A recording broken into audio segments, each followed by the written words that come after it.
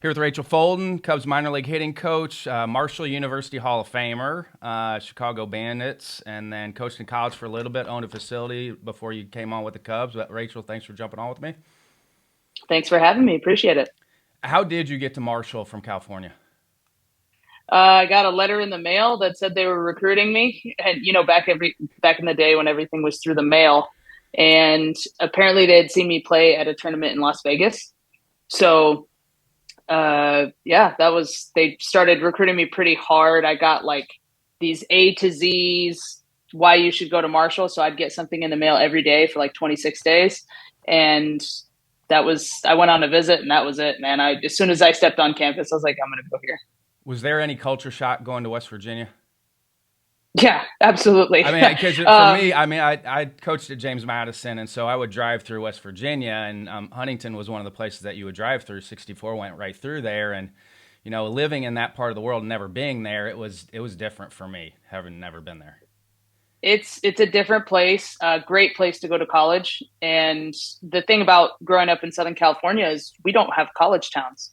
So as soon as I got there, and you realize that they put you there on a football Saturday, so the town just shuts down, and you really see, wow, this is completely different atmosphere than what I'm used to. And that's what drew me to it. Is I wanted something different than just the normal, go to school down the road like everybody else in California does. And the two schools I got recruited by the heaviest were Marshall and UC Riverside, and UC Riverside was right in my backyard, and I wanted to go away from home.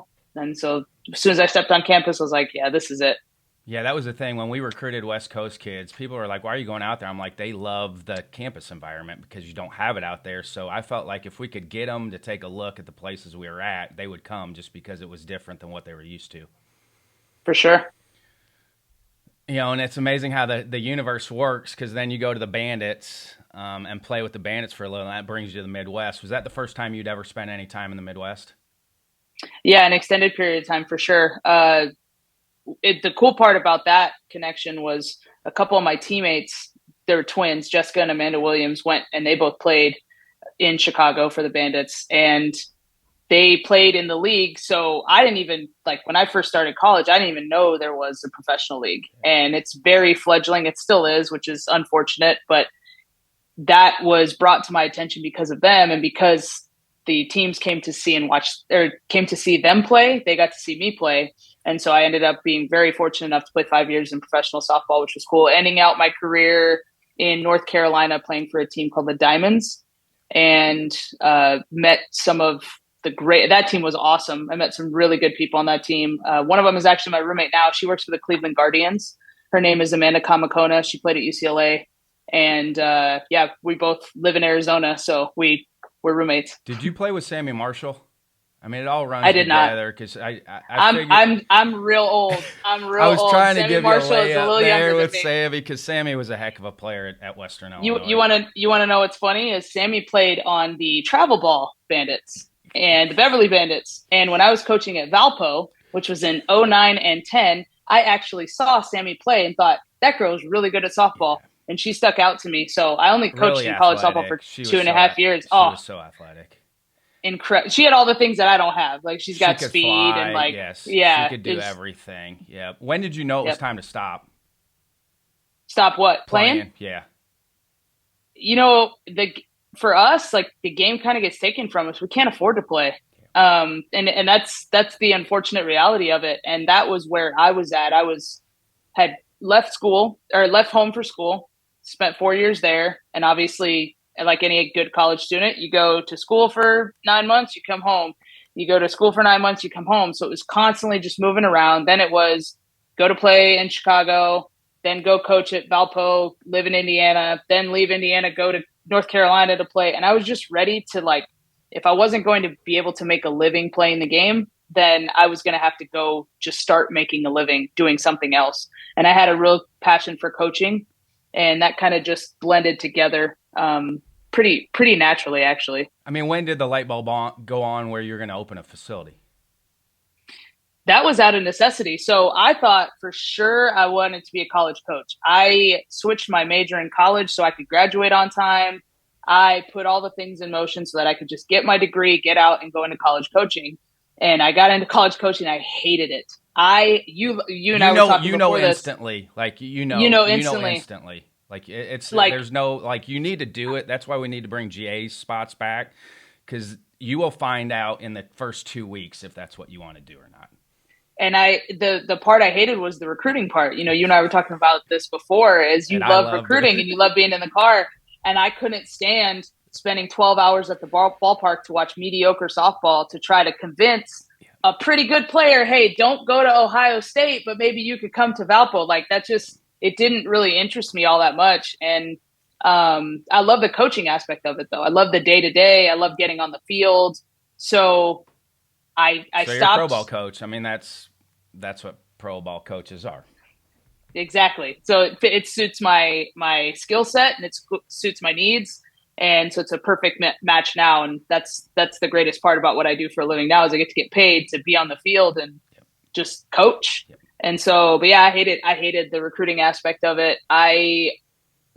So when you asked me about my facility, I stopped coaching. I went to work at Best Buy. I just needed to make money, right? And I was slinging phones at Best Buy for $10 an hour, no commission, just working and hustling. And by luck of the draw, I got asked. So my old Valpo coach was a coach he got hired as an assistant coach at University of Wisconsin. So he calls me and he goes, hey, my pitching coach is out of town and we need you to work camp. And I was like, all right, drive up there. I'll work the pitching portion of camp, which was hilarious because I was a pitching coach at Valpo, even though my skill set is hitting and catching, but that's another story for another time. But he asked me to work camp. This girl, the camp started at 8 and ended at 1. This girl strides up at 1 o'clock in with just hustling with her bag, and she's late. She thought the camp started at 1. Mom told her she started at 1, ended at 1. So I'm in the parking lot. I'm ready to go and drive 4 hours back to Valparaiso, Indiana. And he goes, hey, I need you to do me a favor. I've got to go watch the games that are going on our field. I need you to work with this girl. Just give her money's worth. Work with her for an hour. He's like, I think she's from your area. All right, cool. So I work with her for an hour, get to know her. Turns out her dad has a construction warehouse, and it's like 30 minutes from my house. So he's like, would you consider working with her in the off season? I'm like, yeah, absolutely. So started going there. Then it was her and one of her teammates. Then it was her and one of her teammates and one of her friends from school. And that turned into one night a week. And then it turned into 2 nights a week. And then I worked out of his garage. I mean, it was literally like trucks, and there was a cage hanging, and it was dirty, and it was awesome. And I did that for probably like 4 or 5 years. And then he called and said they sold the building. So I had to move. And then that's when I opened up Folden Fast Pitch. But it was literally just like the universe wanted me to do what I was doing, because there's no other way to explain what happened and how lucky I got. So yeah, that's how that happened. When did you start tinkering around with the tech side of things in the facility? So I've always been interested in it, and I've always been kind of had a knack for it, like just implementing stuff and getting ideas. And I've always been really curious. And so the first thing I did, I bought a blast sensor, like just bought a blast sensor and started playing around with that, started to get to know the metrics, got really good at blast. And then it became like, then I would use video a lot, and it was like, okay, how do we pair the two? Then I bought like a pocket radar and had the display out and just started using, okay, so now we're looking at bat metrics, we're looking at ball metrics, just little by little, just doing that. And then when I started to really partner up with Elite Baseball, which was Travis Kerber and Justin Stone, yeah, when I partnered up with them is when they introduced me to all of the cutting edge tech, right? They get their hands on everything first.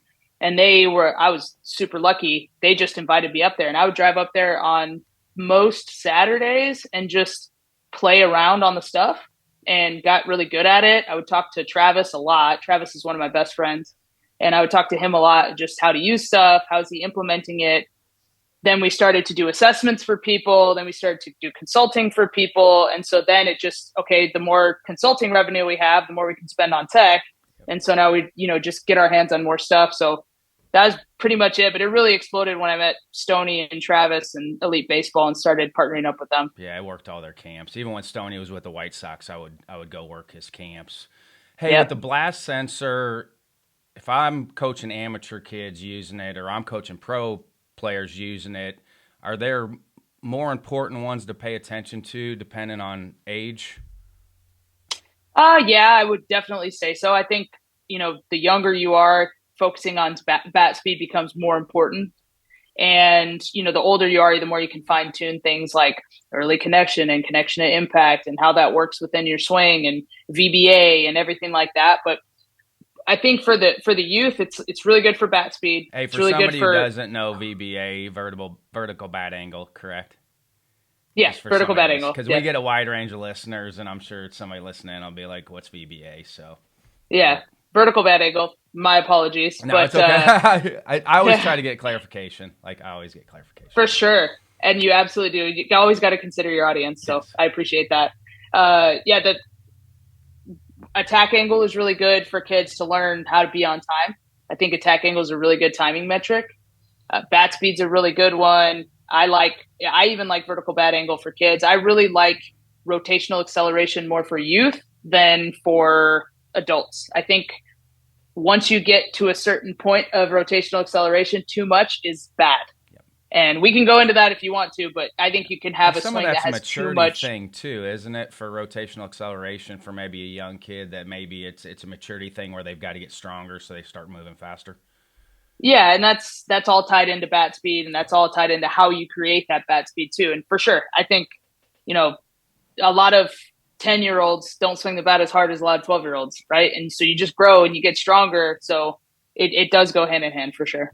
With the minor league seasons ending right now, what's their timeline until they show up for spring training? Spring training, we'll have some early arrivals come. The facility in Arizona will be open all winter, So except you'll for the have dead players period. show up this winter. Do you bring them back on purpose, or is it just players come in to get work in? So we have an invite, we invite players for select a select group of players for a winter like strength camp, Yeah. and we do on field work. We just do it in a limited fashion so they can recover, and it's really strength focused. And if on some occasions, if like let's say a guy needs a big swing adjustment, we'll bring him in for 2 weeks for a big swing adjustment, and then he can go back home or he can stay. But now we have a dead period, so this is brand new to baseball. The collective bargaining agreement, we have a dead period between Thanksgiving and Christmas, so the facility will be closed. Everybody will just be off, which would be great. It's great for staff, it's great for players, and yeah. But yeah, it'll be. We have instructs going on right now, which is where I'm that's what I'm doing right now. And then after instructs, we'll have our performance camp. After our performance camp, then everybody will be off. And then once January rolls around, you'll basically have early arrivals coming in waves. And then first week of spring is usually when almost everybody is on campus. So the guys that just finished, they completely put it down or active recovery. What are they getting into now that their seasons are finished? Depends on where they're at in their development. So if we have like our draft picks right now are playing because we need to give them a full season to get it under their legs because as we know, the draft keeps getting pushed later and later. So we want to get them as many games as possible in their first season and get as much information on them and get, the best chance to help them if we can, if we think they need help in a certain area. So they're playing right now, aside from, again, the guys in AA and AAA right now, which we only have one draft pick in AA. So everybody else is here and playing, or half of them are, and then the other half are going to come to the performance camp. So it just depends on what their needs are. If we need guys to get more games, we get them more games. If we need guys to get bigger and stronger, then we bring them to the performance camp. So it's just kind of a variation on what they need. Do we ever get to a point where they're full-time employees and in the off-season they've got to go live in the complex? The off season keeps getting shorter and shorter. So I am not. John Kramer's a really good friend of mine. He's in the Yankees front office and he's done a million different jobs for the Yankees. But he and I talked about that. This was when I was still coaching. I'm like, I don't understand like why they're not 12-month salaried employees and then they go train in the off season and that way they don't have to get jobs in the off season. We talked about how hard it is. Coaching's hard.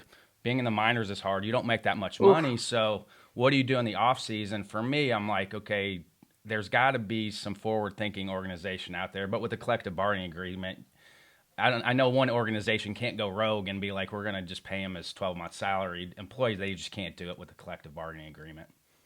Yeah. I don't think it's outside of the realm of possibility, but that's so above my pay grade. It's not even funny. I show up when I they tell know. me to show up, and I I'll coach the put the players. GM hat on. You could Yeah, do the coach hat. I just yeah, because you and I are similar. I just think about things differently, and I'm like, this would make more sense where it's run a little bit more like college, where you have not that you have them 12 months of the year, but you have your hands on them pretty much 12 months of the year, and I think the yep. numbers are proving out of college players making it to the big leagues now that the college side has some things figured out that I think college is starting to get a lot of things figured out too. So Hmm. Yep, I agree. at what point did you think this was a viable option for you to get into professional baseball? So it was honestly not my idea. It was Stoney's idea, to be honest. I was working with him, getting involved on the baseball side.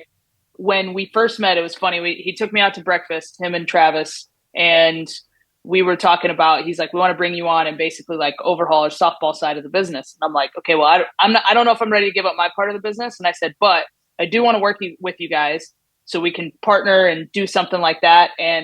But I want to be involved in all the baseball stuff." And I don't know why I asked that. I've always been intrigued by baseball, been a huge baseball fan my whole life. My Well, dad's a baseball guy. You played through Little League, Yeah, correct? Yes. correct. So I've always just had a love for baseball. So I wanted to be around it. And I know, just like every other softball coach who happens to be listening to this, we get the watered down version of everything. So I wanted to be on, I wanted to be at the penthouse level. I didn't want to be on the ground floor with anything. So I got involved, and when he got hired as the director of hitting for the Cubs, he told me and he said, "We need minor league coaches. I encourage you to apply." He goes, "You're qualified for it. You should apply." And I just was like, whoa, I didn't even think about it. And the way that my life was going, the timing of it was just perfect. I was like in the need for a change, for some growth, for something. And so I was like, yeah, okay, I'll apply. And that's how that happened. And my application process and my interview process was probably different than most people's. I had to sit in Chicago in the offices in Wrigley Field with Jed Hoyer and Theo Epstein, and that was my interview. So it was pretty interesting, to What say were the some least. of Great their experience. questions for? What were some of their questions to vet you? I think a lot of I got kind of the same gist of questions from everybody, and it was mostly like, "Do you know? Can you handle what's coming?" Because I talked to Rachel Balkovec a lot, and we talk a lot about just that. I mean, people are mean, right? There's a Yeah. lot of slander on the internet, and there's a lot of people had a really adverse reaction to my hire, which was fine. I handle it? Yes, but I think they needed to know that. And it just depended on, like, I think they wanted to see what kind of human being I was, which is why I love working for the Cubs organization, is I think we hire really good people. And I think they wanted to make sure that I fit into that culture as a human, in with empathy and with understanding for players and that kind of, just human interaction. So I think that was the vetting process more than anything. But a lot of it was just like, do you know what's coming? And are you the person that's going to handle it? Because if you hire the wrong woman, and I know this, I take this Just personal wrong person. responsibility. If you hire the wrong Yeah. person, it just things can go south in a hurry. And I always jump in on social because I put a lot of Rachel's stuff out from the convention, and I've put Bianca's stuff out. And people, I'm like, hey, you need to check the background before you start coming at people, because my brother and I talk about this a lot. For a female to get a position, they're going to be overqualified over a male. They're going to be overqualified. They are. Like, to get that opportunity, they're going to have to have done way more than what a man did to get in that position because, again, for a variety of reasons, baseball has been dinosaurs. We're getting better. But for a woman to get into that room and into that position, she's going to be way more qualified than a man is. But you are correct. But what I was saying before is, if you hire the wrong woman, though, there'll never be a woman hired in that position again. Yeah. So we slam the door shut behind us if we don't do a good job. So I think, and that was part of, during the interview process, that was part of my interview, is I didn't want to be a canary. I didn't want to be someone who was just thrown in there to like see what's happening. And just, if it doesn't work out, well, we could say we hired a woman and everybody wins. No, I didn't want that. So part of my vetting process too was, is this just a token hire, or are you actually hiring me because you think I'm right for the job? And the answer I got, and this was out of the C-suite of the Chicago Cubs, was we don't have time to make the wrong decision.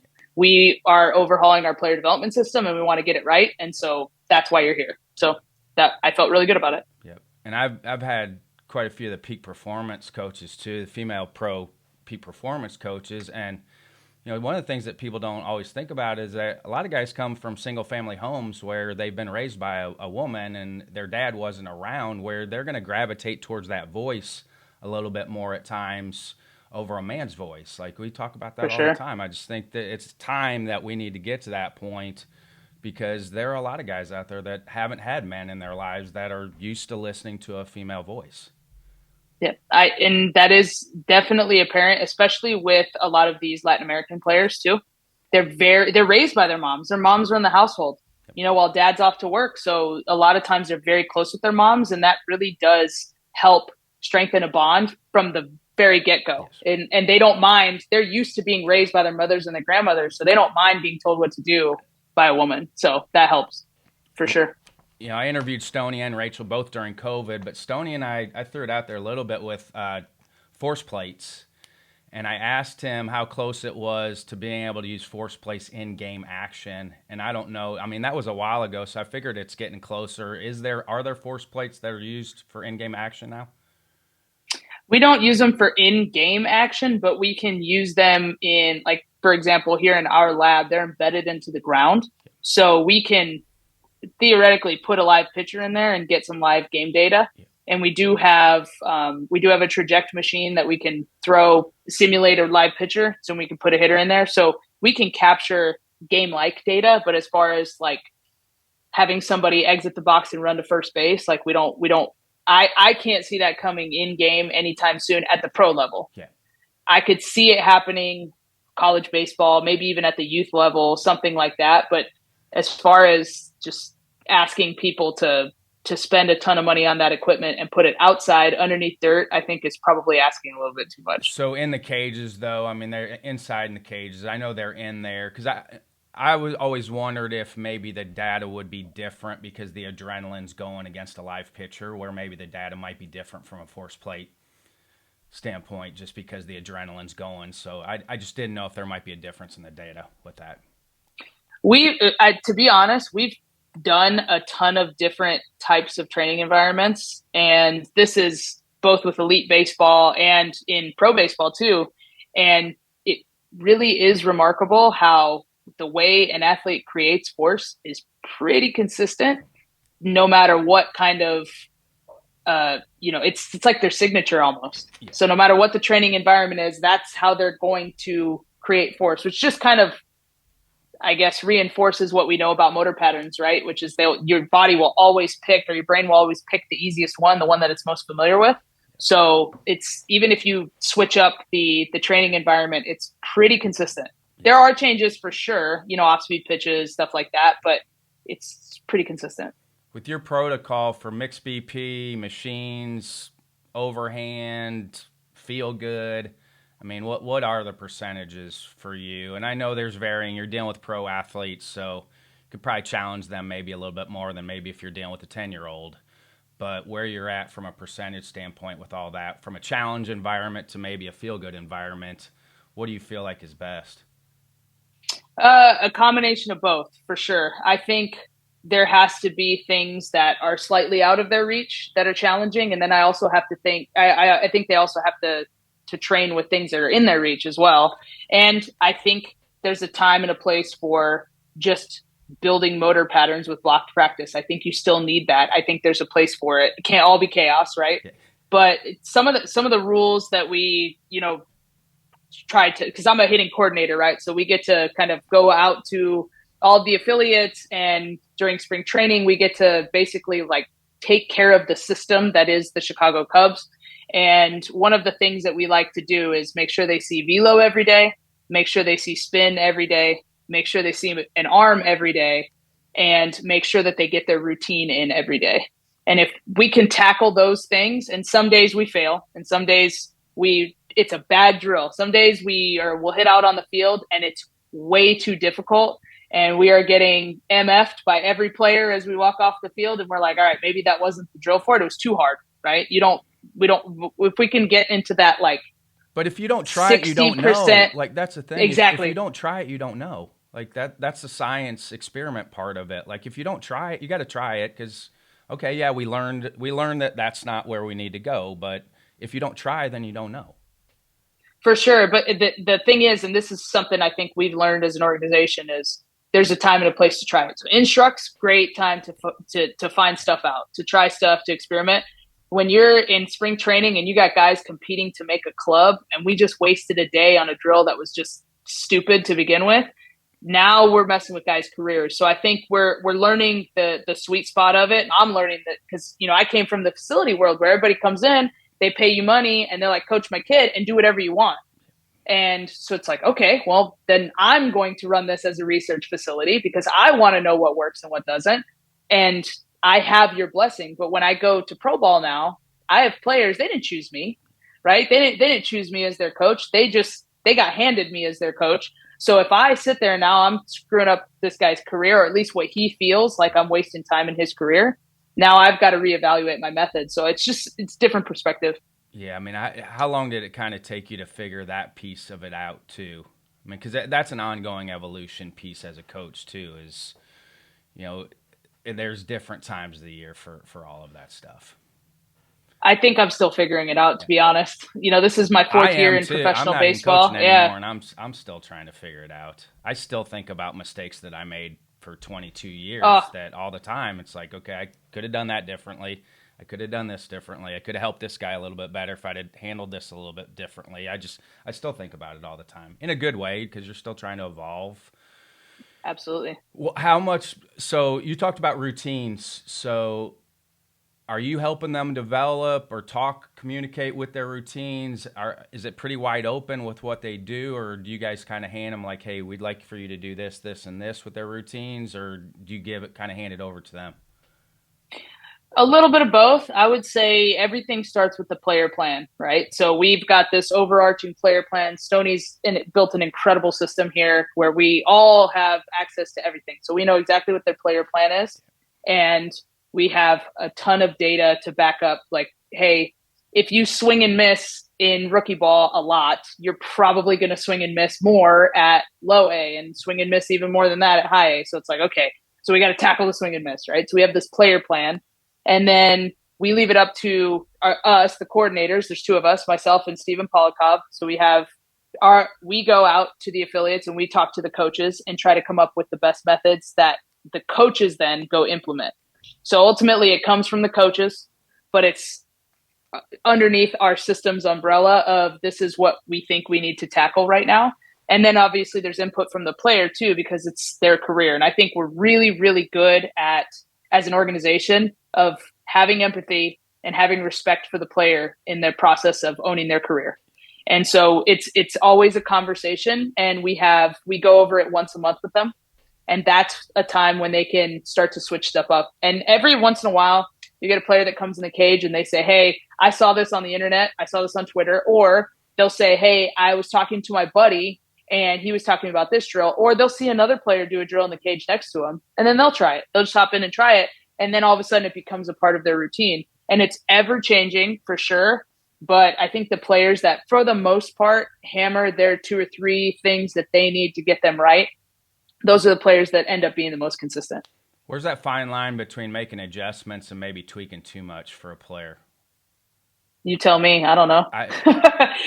It's again, hard, that right? Depends on the kid too. But so many guys, like, okay, they take 2 bad swings and they want to switch something. It's like, no, like, just, you're not going to make contact all the time. Like, here's what it looks like. Here's where you're trying to get to. You got to be a little bit patient with the process too, and also not get away from your strengths too. Yeah, and ultimately it comes down to how well you know the player. You have to know what they need, and you have to know when they need it. I think that's the art of coaching, and that's the art of people just in general. Is, I've learned to ask players, are you just venting right now, or do you want my advice? Because if they're just venting, like, no, I'm just venting, like, just listen to me for a second. All right, cool, go ahead. Like, that's fine. Get a little pissed off, get a little angry, and then work through it in your head and get over it. Or do you want my advice? And at that time, then you can interject it. And sometimes it's the players might not come to you all the time, and you just have to be like, hey, let's put your arm around them and say, hey, let's go talk after practice, and let's go have a meeting, and let's just talk it out. And I think sometimes that's what they need. So it's just about getting to know your personnel. And now in my position, I had in 2021, I had 21 players. I had 21 position players that were under my instruction because I was a rookie ball hitting coach. And in 2022, it was a little smaller. I think I had 17 or 18. And now I've got 80 because I'm a coordinator. So I've got to worry about everybody. And so it's a little bit harder to know that where and when. And that's why it's so important that we talk to the hitting coaches and we talk to them regularly and get a feel for what that player needs. Because ultimately, I'd like it to come from the hitting coach. They're with them every single day. I'm just here to help and support. But sometimes I'm the reinforcement that the coach needs to get through to a player. So it's just really getting to know those players, and you have to stay ready. What about split between on-field hitting and cage time? In what aspect are you asking that question? Any aspect. I mean, I know the season's probably much different for those guys, isn't it? What about now for your off-season time for those guys? When they get back going, are they going to be strictly kind of getting loose in the cage and getting built back up before they start to see live arms? Or, this time in the off season, what's it for them? When will they start to see live arms? Well, the guys in instructs right now are seeing live arms because we play 3 to 4 games a week. Yeah. The guys in the off season, let's say there's an absolute normal off season for a player. So they're not playing winter ball anywhere. They're not, doing something else. A normal off season, they would probably take October off, pick up a bat November 1st, start hitting in a cage maybe 2 to 3 times a week, maybe hitting out on the field once or twice a week. And then as you get to December, maybe that increases to on the field twice, 2 to 3 times a week. And then once you get to January, it's like, all right, we're 5 days a week now, maybe even 6 to get ready for spring training. So it's different. I mean, I think that's probably a really good, that would be a normal off season for a player. And then if you're playing winter ball, it's like, when do you shut it down? When do you start it back up? If you're playing in the fall league, when do you start that? It's different for every player. And that I think, you were talking about college baseball, and I completely agree with you that college baseball has some stuff figured out for sure. But in college baseball, everybody has the same off season. Yes, they're on the same. They're on the same schedule. So we have guys that are, just it's so different and it's so individualized. It makes it tough. Doesn't mean it can't be done, but it makes it really tough because there's a lot of moving parts. Yeah, I mean, those guys. I mean, you know this better than anybody. Those guys that play winter ball. I mean, do they drag it all in spring training, or are they still rolling pretty good when they get to spring training? Because they've been pretty much playing for 12 months. So, I mean, it's kind of up to the guy. It's a money thing for those guys. It is. Yeah. It's a money thing, which I completely understand. Sometimes it is, and I think sometimes it's a money thing. I think especially the Latin American players really love going home and playing in the Dominican. Playing winter ball there. I know the Puerto Rican guys watching those games. I would love it too. I'd want to go play. It's incredible. But for some guys, it's, we've got guys that started playing halfway through the year because they were dealing with an injury. So for those guys, it's a way to get us extra games, and because you need a certain number of at-bats before you make the big leagues. And so if you're injured all the time, you play when you can. So if you can get more at-bats, that's a good way to steal some at-bats. What about situational hitting, time to work on that as opposed to working on your swing? Oh, this is fun. This is something we talk about a lot, and I have been actively picking the brains of a lot of people that are not in pro baseball, because I think as the industry moves towards understanding how production is actually happening and trying to get that to happen more often, we understand that we want to hit the ball hard and we want to hit it in the air, right? And we want to obviously hit a bunch of home runs, drive in a bunch of runs. That's what we want to do to score runs for our team. Understood.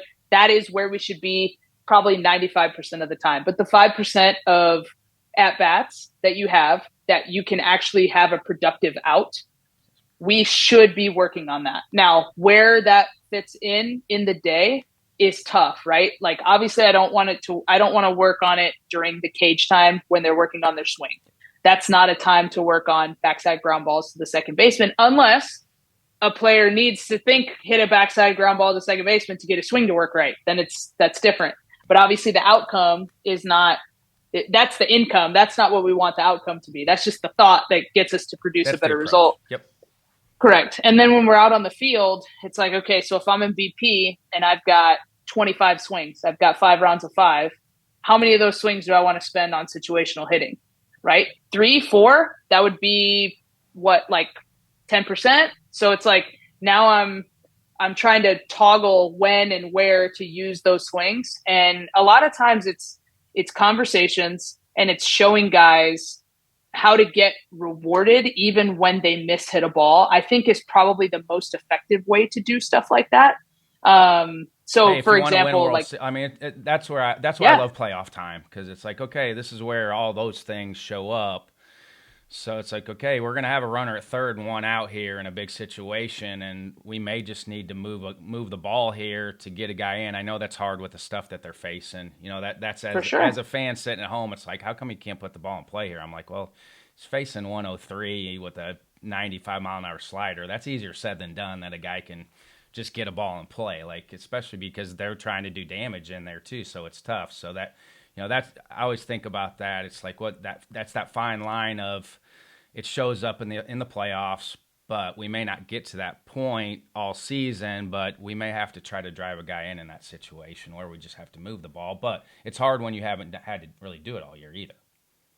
Yeah, and it's very different. There's so many situations that you'll never be prepared. It's like in our line of work, in our industry, that you'll never be prepared for until you actually get to the big leagues.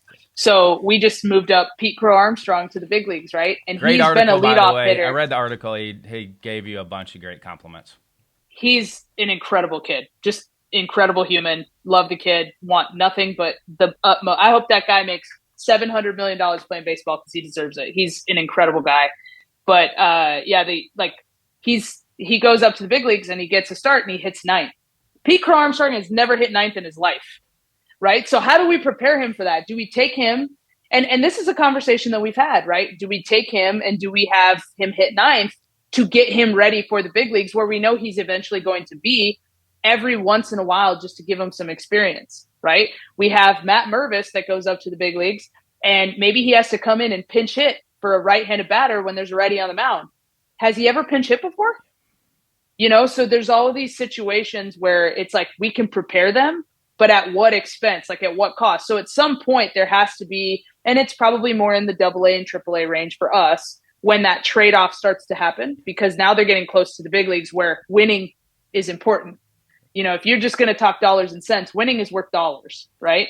So we now have to teach them how to win for us and also for them too, so that they can stay up there and then they can get what they want too. So it's a constant conversation that we have, but I don't think it's outside of the realm of possibilities to think that we couldn't work on it a couple times a week, right? Have a bunting station. I know in our low A affiliate, Buddy Bailey, legendary manager, has a bunting rotation every single Tuesday. Every single first day of the week, he has a bunting rotation that their guys have to go through. And guess what? Their team bunts. And when they need to get a bunt down, they get it down. So that's what he does once a week. I don't think that's outside of the realm of possibility to think when we can get it in. But we're always have this watchful eye of like, as long as it doesn't sacrifice their long-term development. So finding that training economy, I think is the difficult part. And I don't know the answer. I've been asking. So if you've got anything for me, please let me know. It's just that fine line, because it's going to show up in games that matter, but you also don't want to take away from their strengths either at times, because they're not going to need it all the time. But it's that 5% where they need it. Like, okay, we need you to get the job done. But I always think about Matt Williams. When the Diamondbacks won the World Series, Matt Williams got a sac bunt down in that World Series. They pulled it up. He hadn't put a bunt down in 9 years. He hadn't sac bunted in 9 years. So again, I'm sure he didn't probably work on bunting at all, but he got it down because, again, that's the competitive side of him. Like he's done it at some point, but I was like, holy cow, it's been 9 years for that guy. But in the biggest moment, he showed up and he got it done. But Joey Votto talks about that a little bit too. I think good hitters can do the job when they need, whatever that job is that needs to get done, they're going to get that job done. That's what elite hitters can do. Completely agree. And I think too, like, we have last year our high A team won a championship. This year our double A team is competing for a championship with a lot of the same guys. Myrtle Beach, our low A affiliate, was in the playoffs. Like when you have opportunities, and if we're doing our job as a player development system of creating good players who can contribute together, and we win as an organization, that's important. Then that is a time where we actually get meaningful reps of how to work on this stuff, right? Not a junior hack throwing and working on bunting, which does matter. You need that. But at the same time, you also need to know what it feels like to be in a situation like Matt Williams, where I'm sure he's done that at some point in his life, Yes. is what I'm getting at, right? At least he had something probably to refer to go back to and say, oh yeah, I remember what getting a bunt down is like. And I probably thought it was easy when I did it. So I'm just going to go up there and just do it. So the mini hack is the T of the bunting world. So the mini hack is like the T for hitters. So that's the initial place to start. I mean, how gratifying is it for you to have homegrown talent make it to the big leagues? It's great. We've completely, even when I was hired, just the type of player that we have in our organization now versus 4 years ago is night and day better. We're more physical. We're in better shape. We just are better ball players. We used to have a lot of high risk, high reward guys. We had some guys with some juice that could hit the ball really hard, but they also had like a 40% punch rate. And now we're starting to get to more of, we still have those dudes, but they can hit a little bit now too. And so you're starting to see that as an organization, just with our player development system, our training methods. We have the best hitting coaches in professional baseball. I don't care what anybody says. I would ride or die with every single hitting coach we have in our organization. They're incredible. And they really create training environments that push the players to find barrels. And that's really just carried on. And then our strength and conditioning department just keeps getting these guys stronger, healthier. They stay on the field longer. They can do it more often. It's a pretty well-oiled machine at this point. We have a fun organization to watch for sure. Do you think that's why more college hitters are getting drafted earlier, because there's a longer track record on them from a swing and miss standpoint? Yeah, I would imagine so. I had an old-time scout 2 years ago. I was in Cary at the USA trials for the college team. That was a great week because it was like 12U, 15, you saw every level. And old-time scout, he's like, since they've been keeping max prep stats for high schoolers, there hasn't been one make it to the big leagues that had over like an 18% K rate in high school. Because it's the same thing as you go up levels. If you're swinging and missing, it's just, whether it's their swing, it's probably not their swing. It's probably cognitively, whether it's their eyesight or whether it's how their brain works to anticipate where the ball's ending up at home plate, their wiring just doesn't work like the elite of the elite. And I was going to ask you the difference between the guys that make it and the ones that don't. What are you seeing, like the ones that maybe get to AA or AAA but don't get that? I know some of it's luck, but don't get that opportunity. Sure. A lot of it's luck. It is being in the right place at the right time. I mean, look at the Orioles organization. They've got some guys that are in the minor leagues right now that are big leaguers, but they're stuck. They're stuck. So do we. They got nowhere to go, and it's a numbers game. You can't have 60 players in the big leagues, and that's the cool thing with paying attention to what front offices do, because it's like, okay, you have all this talent. Who do you move? Who do you keep? And that's the art of making those front office decisions, because you're going to have those decisions to make every year. Who do you let go? Who do you trade? Who do you keep? Those are the tough things for the front office, it's for fascinating the way they do that, though. Yeah, I think the difference between the players that make it or don't is just it's not talent. In some cases, it's talent. You have guys. There's a barrier of entry to get there. For sure. It's a great way to put it. Well said. But once you cross over that threshold of you're good enough, it's like, okay, the best players do it consistently. They do it every single day, and they compete, man. They compete.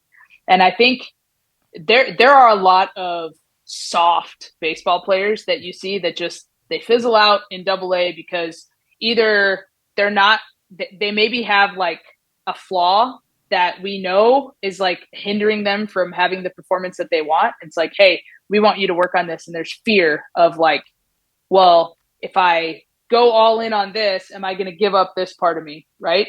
And then there's also like a stubbornness too, that I really like from good players. I think really good players take ownership of their process and they use their coaches when they need them, but they know what they need. So there's like an awareness that comes with, the players that make it that I see, where it's like, okay, I hear you and I appreciate that you're trying to help me, but like, I'm going to do this the way I think it needs to be done because I know what I need. And so it's different in that regard from player to player, but I think just that natural edge to compete and to do the work consistently day in and day out when you're not feeling good. Well, they have when joy you're tired. for it. That's the thing. Like they have joy. They have joy for working. They have joy for competing. Like it takes away a lot of that fear. And they take these mundane things that the average person doesn't want to do, and they'll do them to the best of their ability. They'll excel at them. They're really good at excelling at things that they don't want to do. Like that's not just in baseball, like in any walk of life. The people that are excellent, they're really good at taking maybe something that somebody doesn't want to do, and they'll actually have some joy for that because it's just it's in their makeup. It's in their DNA a little bit. Well said. Completely agree. Where would you start with amateur hitters? Because we get a What wide age? range of coaches listening in. Where would you start with an amateur hitter right now? Say you're going back and working with a 12-year-old in a cage right now. Where would you start with that? I would say, first of all, that it has to be fun for them. You just talked about joy, right? You got to make it fun for them. And so I wouldn't be the coach that's I'll tell you what I wouldn't do. Okay. Before I tell you what I would do, I tell you what I wouldn't do. I would not tell the player, hey, I know you've been hitting with this coach, but that coach has screwed you up. Oh, no. I'm going to help you. I wouldn't do that. Okay. Don't do that. Don't completely poo-poo on this player's process. Yes. And mom and dad. Because they were part of that process too. Like that's the thing for me. It's like, okay, yeah, you may be bad mouthing, but they were in the cage with that person, so like they're part of that process as well. Absolutely. When you sit there and you bash another coach that a player's had, you immediately now have just looked at their mom and dad and said, you didn't know how to spend your money. Yes.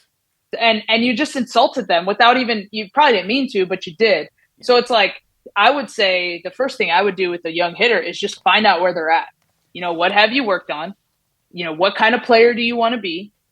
What kind of team do you play on? What level of competition? I would get to know them first and then figure out how you can try to help them. But I would always start with, like, if you can, get your hands on some sort of, even if it's a blast sensor, get $100 blast sensor and start with the lowest hanging fruit. If something jumps off at you and just be like, okay, this is a flaw in their swing, then attack that. And then stick with that until you get to the next thing versus always trying to switch it up every single day. And I did this as a young coach. So I'm literally speaking from experience. Oh my gosh. Especially in the lesson world, you get a player once a week and you're like, this week I'm going to do this. And the next week I'm going to do this. And it's going to be awesome. And the next week I'm going to do this. And then before you know it, you've exposed this player to 1,000 different training environments and they haven't gotten any better. So it's like, okay, find out. You should start with paint with a broad brush. And then eventually those brush strokes start to get smaller and smaller and you start to get more targeted on what they do. But just get to know them, find out where they're at in their process, because you might tell them, you might think you have it all figured out with this one drill. It's like, ooh, this player needs this drill. And you do it for 3 weeks. And then you find out that player they did it for the last 6 months. It didn't work. So get to know them first.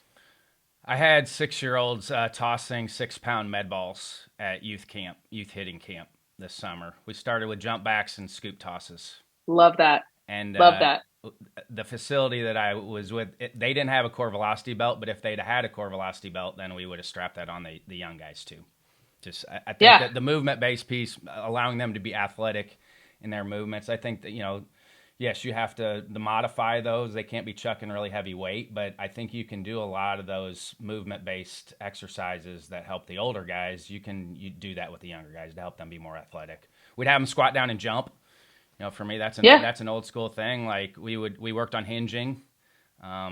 We just did all the things that I think allow them to be better athletes, which I think are going to carry over with their swing if you can help them. And that's something that I think so many times people want to focus on the swing, which is good, But there's a lot of other movement-based things that you can do with the Oh my young gosh. bucks to help them be athletic because they don't get enough of that in school anymore.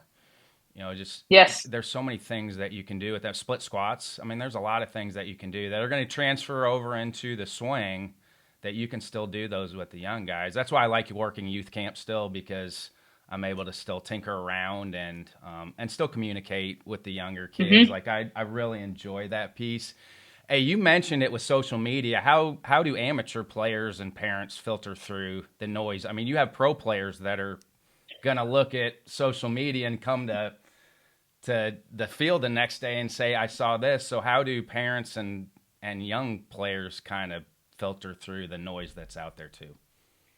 That's a really good question. When I have to filter through it, right? Because sometimes you find something that's really good, and then you have to consider the source, and you're like, okay, that could still be a really good drill, and I could use that, but maybe I don't want to associate myself with this specific person or whatever, or give them my money as part of a subscription service or whatever. I would like, for me, my filtration process is when I listen to you, does it sound like you're trying to help me or does it sound like you're trying to tell me what to do? There's a complete difference in those tones. And so I think when I listen to someone, it's always going to be like, do I believe you? Like, do I believe you have my best interests at heart? Are you trying to grow the game right now, or are you just trying to take money out of my wallet? Now, there's nothing wrong with making money. Yes. I still give lessons. There's nothing wrong with taking money for something that you've worked for a lot of years for. Nothing wrong with that. But if that's your sole interest in pushing what you're doing, then now I don't believe you. Now I don't believe you have my best interests at heart. And or are you just trying to start a war on the internet too? There's a lot of those people too. So I think I've filtering completely through it is like, distanced myself from all of that now. Like I don't even pay attention to the when people start fighting on social. I just don't even pay attention to it anymore. It's just not worth it.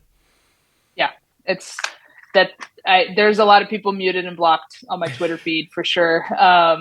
So I know exactly what you're talking about. It gets exhausting at times, but yeah, and even like YouTube, like there's a lot of bad people that don't know that they're bad too, and so not that they're not good people. That's the kicker here is like there are some people that just like don't provide good content. It's just very like rudimentary stuff that like we've kind of moved past that is not exactly what you need. So what I would suggest to parents is if you're out there trying to sift through something on the internet, if you find a drill or a person or something that you like, whether it's on TikTok, on Twitter, or whatever it is, go research the person who put it out there. And if they can provide some sort of training plan for your kid that is rooted in some sort of substance, those are people that I would listen to. If it's just like, here's a drill for this, this is this. If it sounds like a magic pill, get out of there Yeah. because there is no magic pill. It's going to take diligent, hard work every single day for you to get better. And if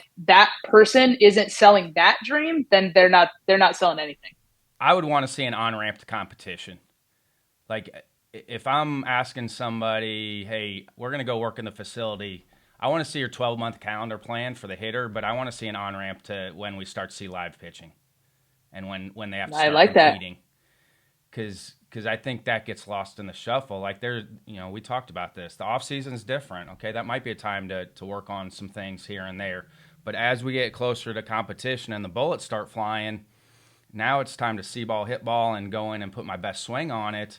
There's an on ramp to that piece, and you have to see live pitching at some point. You have to, like, and For sure. or at least get close to it, whether that's with machines or overhand throwing. And I know not everybody can do that, but at least with machines. So as they get 4 weeks out from having to see a live pitcher, that plan needs to shift a little bit to where we're starting to get in more of a competitive mode.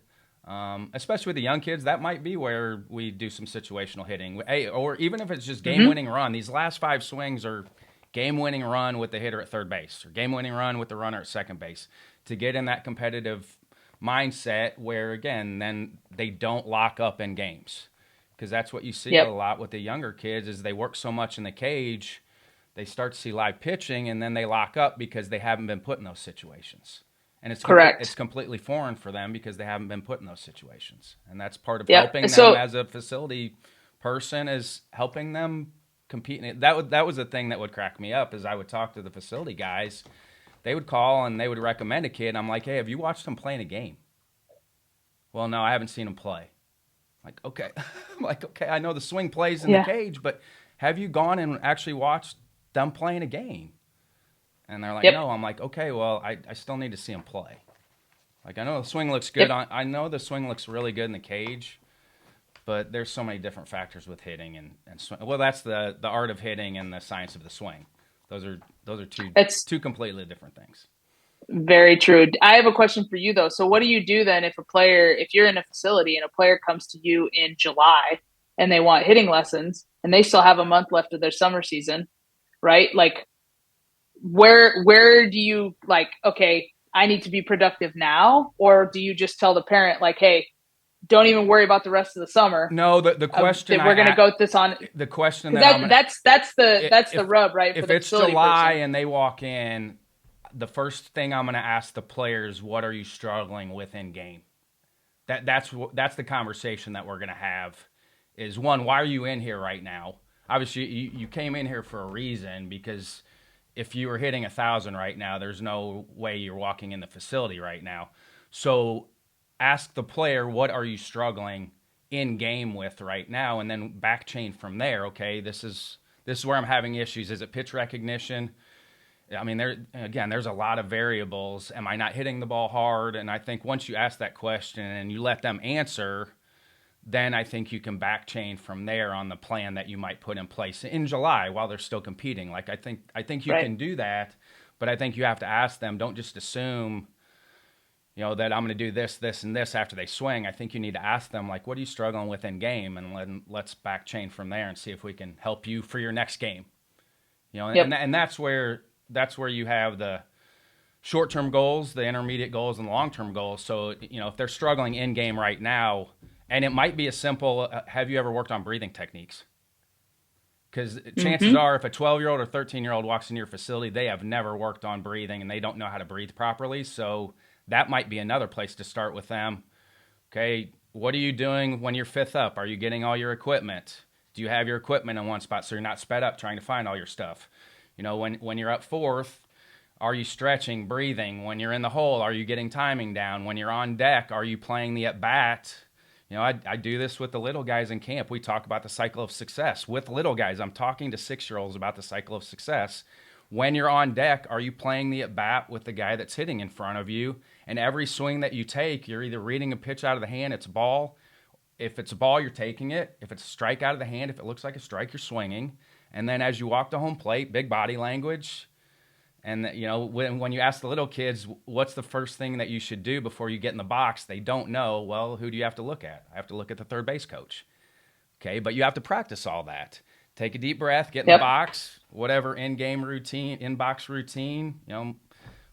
With my son, we didn't really do much with his swing growing up other than breathing techniques. And when you get in the box, tap home plate, tap the outside, tap the inside, waggle at the pitcher, and tap the back of your shoulder. And he seemed to do okay without even really doing a whole lot with the swing. But yeah, that's where I would ask them in those situations. But again, breathing techniques for me take care of a lot of, with the little guys, the fear part of it for boys and girls.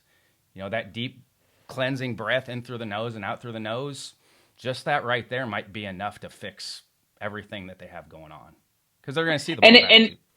Exactly. And if it works for them once, they're going to want to do it again. And then it doesn't matter. It doesn't matter if it's actually the thing that made it good. It worked, and it's a thing that they can now go to. Yes. That says, so you gave them something, right? And it's funny because as you're talking, I'm thinking about in pro baseball, we are lesson coaches essentially, right? We work in the cages one-on-one with guys. We see them every day. Not once a week. We see them every day. Right. And then we get to go out on the field and we get to see how they perform out on the field, which is something that a person who gives lessons does not get. They don't get to go hit on the field, maybe once in a while, but not very much. And then we get to see them play in the game. And so we get all three aspects of them. We get them mentally, how they perform on the field. Is there a disconnect between between 5 o'clock and 7 o'clock? Right. Is there a disconnect between 3 o'clock and 5 o'clock? Right. So where is that breakdown happening and why? And that's why I think it is. And this is something when I got into pro ball, I didn't realize how much I missed being part of a team and watching the game. I missed it. And I didn't realize it because I was having fun in my facility, teaching kids how to swing the bat really, really well. But I really, like, I never got to go watch them play because when they would play, I was working, right? I'm in the cage while they're out playing. And so I can't go watch them play. And if I can, it's like the one day out of the month that I have free, and I probably don't want to spend it at the ball field, right? So it's like, where do you draw that line of, work-life balance? But it's like we do need to watch them play. Like everything you just said is only comes from experience of watching games, right? Everybody wants to be a hitting guru when you're in the cage, but if you don't have that game context, the game is always the best teacher. Always. The game will always tell you what you need, and we should work backwards from there. So I love what you said because it's very true. Even with young kids, is like I can, even if you ask a 6-year-old, right? They're playing coach pitch. Well, okay, well, what do you struggle with in a game? Well, I can hit the ball when it's really high, but I can't hit it when it's really low. They know. They'll tell you. And it's like, okay, well, let's work on that, right? So it's just the game will always tell you what you need, and I will never be a better teacher than the game. No matter how good we think we are as coaches, the game is always a better one. How do you help the rookies acclimate to your guys' schedule? They've probably never gone through that type of schedule where it's, okay, both teams take BP, you guys take in and out beforehand still. Probably even the rookie guys, they take in and out before batting practice. Yes. I think that's been a great switch, honestly. I think more college teams are going to it. It makes more sense to me. They get their arm up, they take in and out, then they take batting practice. I'm like, it's one of those things like I should have thought about that a long time ago. Yeah. But how do you help them? Because they've never really had to go through that length of time to get ready for a game. I mean, how do you help them through that process? Well, it depends on when we get them. So let's say we get a high schooler right out of the draft, right? They come in, there's helping them acclimate is mostly just like we don't let them go and play. So it's not like they show up and it's like, hey, you're in there tomorrow. Like there's an on-ramp process that we have to get them through, right? They have to go through their physicals. We have to make sure they're healthy. Then they have to go through S&C has to say, you're built up enough to play. And so it's over the course of like probably at the very fastest, it's usually about a 2-week process. And by the last 3 or 4 days of that 2-week process, they're already taking live BP. So before they get into a game, at least we're giving them some live action, right? And we're just building them up. Now that's after the draft. And that's usually we only rush guys if we have to send them out. So if we draft a college guy and we want to get them out, they're in and out in 2 weeks because we want to get them out and get them as many games as we can so that we can get some information on them and get them the feel of what it feels like to compete in a Cubs uniform. Like that's of utmost importance to us. But for the rookies, like the high school guys, we can keep them back and that process gets a little bit longer. And so they're kind of on their own little draft group. There's like 4 or 5 position players that kind of just like they hit in the same groups during BP. They take the same in and out. They probably don't play in the game, but they might have some live BPs. So their day's a little bit lighter. And then we slowly build them up until they can inject into game action. And usually it's about the last month of the season. And good for those guys to sit and watch, too. They've never had to probably sit and watch a baseball game before. Like, it's good for those guys to actually sit and watch a game because they've never had to do it before. And if they make it to the big leagues, they're going to sit the bench for a little bit. They're going to sit the bench for a little bit. There's a very rare guy that just comes in and lights the world on fire and he plays every day. It doesn't work that way. You talked about strength and conditioning signing off. What are the assessments that they're doing with them to, okay, they're healthy enough to go out and do this? What are you guys assessing? I know some things you probably can't get into, but what are the assessments that they're using to make sure they're healthy? There's probably stuff I could get into that I just don't know because there's probably way more intricate stuff that I don't see. I know that's on. You probably don't see it as much. I know they probably just come to you and be like, okay, that player's cleared. Yeah, I know they do. There's like a counter movement jump test that they do. There's a bunch of running tests that they do. Even it like simple like 8-touch, 10-touch stuff, we still do that, and that's usually as part of guys on ramping and return to play protocol. Is like they've got an 8-touch on field 2 to make sure that they don't pull a hammy while they're running out the double. So stuff like that. And then there's probably some arc progressions that they've done and just basically like the running part seems to be the last part, and that's the part I always see. But I know there's a bunch of strength tests that they do and we've done a bunch over the years that change every year depending on who our coordinators are and who our directors are. And we've had a little bit of turnover, but some things I know we've done in the past. We've done the ASH test, which is where you have the arm over your head, you push the thing down. And we've done like Nordic hamstring curls and done that test. So we've done a variety of different things. It's a little different now just because we have 2 new minor league coordinators. We've got one for pitching and one for hitting specifically, which is really cool. And we have a new, overlying like umbrella of S&C now, minor league coordinator. So we've got a lot of cool things that we do, but most of what I see just when I'm out on the field is I see a lot of the running. A lot of people are like, I want to be a pro baseball coach. And for me, it's like, I know what you all do. And somebody from the outside looking in, like, they don't really understand, like, what the actual component is. I think people just want to put a pro uniform on, but they don't want to do everything that it takes to keep one on. When the IBM GM was about to get fired, he said, every job looks easy to the person that's not doing it. And for somebody that's wanting to get into pro baseball, like really it's 24/7 for y'all outside of sleeping, correct?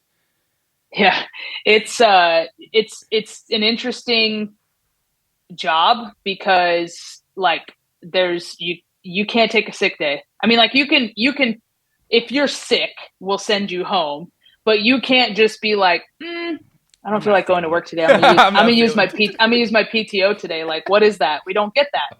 Our PTO is between the months of October and January. That's when we get it, right? Because we got off season, and even if you're scheduled to be here, you have a ton of downtime. So we don't get that, and I think that makes it hard for a lot of people. I think what I wish more people would understand is if you better make sure, like if you come into this position married or with a significant other, that foundation better be very solid because you're going to be very challenged with a position like this. Just not only with all the time you spend working, but all the time you spend away and traveling. And what I just said is like, hey, I can't just, call my wife and say, hey, let's take a sick day together. When your best friend asks you to be in a wedding, that's a no. Like, sorry, yep. I can't. Yep. You scheduled the wedding at the wrong time of the year for me. Yep. And so I think there's that, but there's also like, there's freedom in discipline in that we know exactly what our schedule is. I know exactly what my schedule is going to be tomorrow. I know exactly what my schedule is going to be next Wednesday. So it's very routine based. So, and you can build yourself a routine much more than you can in probably some other professions, but it's challenging. I think what I wish a lot of people would know is how physical the job is. You got to keep yourself in good shape. There's a reason why you see, we walk in at 6 a.m. and you see coaches lifting because we got to keep ourselves in shape. It's a very physical job. And, I got to throw a round of batting practice every single day. Like I got to keep my arm in shape. So, taking care of your body and understanding how physical it is, by the time you get to the big leagues, you can kind of cool out a little bit because you got people on staff that'll maybe throw some BP for you, and you can let your boiler grow a little bit and all that stuff. But at the minor league level, man, it's a grind. It's a very, very physical job. And that's one of the first things when people call, I'm like, can you throw batting practice? They're like, no. I'm like, well, somebody else can and can do your job just as well. And they can also throw BP. Like, I'm sorry. Like that's the barrier of entry to get in there. Like, sorry, there's certain jobs entail this and that's part of it. Hitting a fungo still kind of important at times. Like all that stuff still matters. And sorry, like, and you know what? Then work on it. If that's what you really want, if that's what you really want to do, like if you're really passionate and that's what you really want to do, then just work on it. Get fit. It doesn't have to be great. Just get it serviceable if that's really what you want to do. But it's always comical to me because they're like, yeah, I want to be a pro ball coach. I'm like, no, like I know you and you don't. It takes a very, and you know what, like too, a baseball team it's a corporation, right? There's a ton of people, especially pro baseball. Man, I thought I had everything figured out when I came from the facility. I was like, you're in your own little bubble. I'm responsible for everything. I'm responsible for the programming. I'm responsible for the day to day. I'm on the floor coaching kids. I'm doing everything. I'm responsible for the business side. And now I get into pro coaching and it's like, you're a hitting coach. And it's like, I don't have to worry about any of that other stuff, which is cool. That was a blessing for me. But if I want to make a swing change with a player, I got to now go to my coordinator, and I got to go. My coordinator's got to talk to the director. The director's got to check it with R&D. R&D's got to then filter it back down to the hitting coordinator, and then it's like, okay, we agree you can make that swing change, and that takes communication skills like I was not prepared for, and so you have to have really good communication skills. I honestly think that's the first thing. I'm in a position now where I have a little bit of say on who we hire. Like I'm at least involved in the interview process, and so now I can look and it's like, if your communication skills, like if I don't feel like I can just have like a conversation with you, like I can't hire you. Yes. Because you're not going to go through the appropriate chain of command to get done what we need done in a timely manner because you don't know how to communicate. And that's a no for me. You're automatically out. And you also have to have thick skin too. Like, you're going to get told no sometimes. It's being an assistant coach too. It's like your head coach is going to tell you no sometimes. Like it's okay, and you have to be okay with that. And if you get told no, it's okay. Don't get butt hurt, and just move on and make an adjustment from there. Yep. Do you have a fail forward moment? Do you have something you thought was going to sidetrack you, but looking back now was helped you move forward? Oh, fail forward moment. I probably have a ton.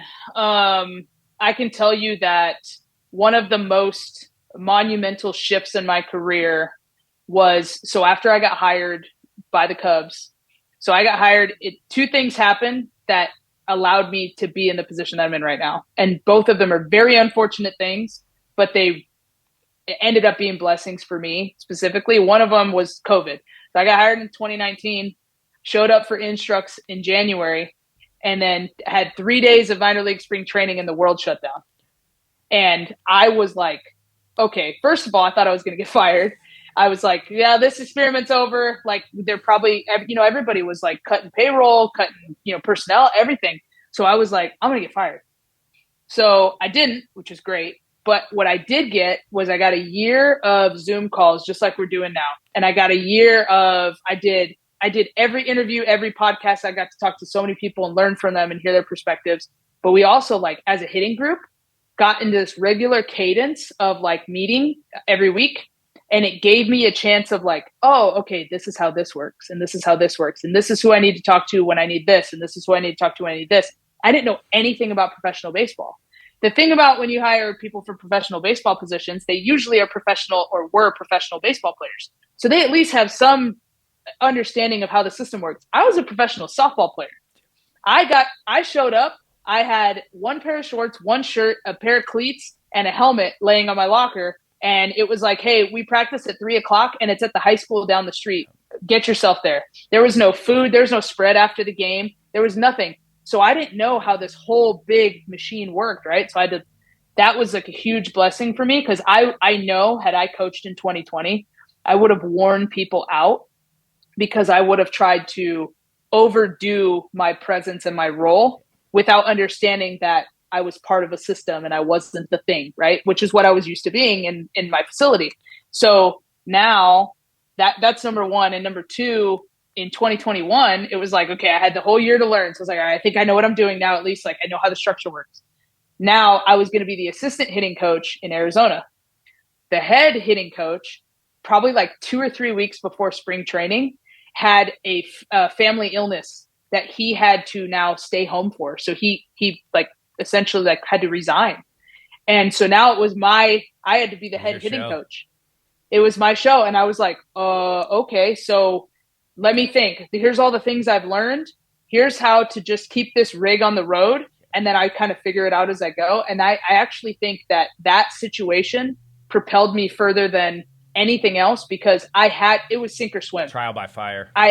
That's it. And I will forever be grateful for that situation. Very unfortunate situation, but he works in the Cleveland organization now. He's great, or the Cincinnati organization. Sorry. And he's great. And, everything is well for him. And I'm so happy for him. But yeah, that was a big moment in my career because I got the keys to it and they just said, go drive the thing and don't crash. And I think that's what the best can do. Like, okay, yeah, you're handing something, not that you weren't ready, but you were able to adjust on the fly. Like, and I think that's what the best can do. Like when a situation happens where you got to adjust, they can adjust and handle, once the bullets start flying, they can handle all those things. You Yep. talked about working Yep. out. Are you a morning workout? You like working out in the morning? I prefer the workouts to be the first thing I do in the day. Okay. I will make I will work out after work if I have to get my workout in. I can't But do it. I just can't. Like, it's hard. I, It's hard. I can't. I got it. It's got to be the first thing in the morning when I'm clear. Yep. It's after That's meditation. I'm so, yeah. I'm clear when I wake up, so I'll meditate first, but then I get into some sort of workout. It's usually about 60 to 90 minutes for everything, but I get up really early now to be able to do Good for that. you. That's why I get up early now, Yep. is to be able, because if not, then I got to get here or wherever. That's got Yep. to be the first thing I do. Any supplements? Got to knock it out. Taking supplements? I do creatine and glutamine for muscle recovery, and that's basically it. And I take a probiotic. Yeah, I'm multivitamin, but I take creatine also. I've been taking creatine. I think everybody on the planet should take creatine. I was one of the first people. I don't even think people knew what it was when I was taking it. I had read when I was playing in Illinois in the summer. I found this meathead gym that was open after our games. Like, we had night games.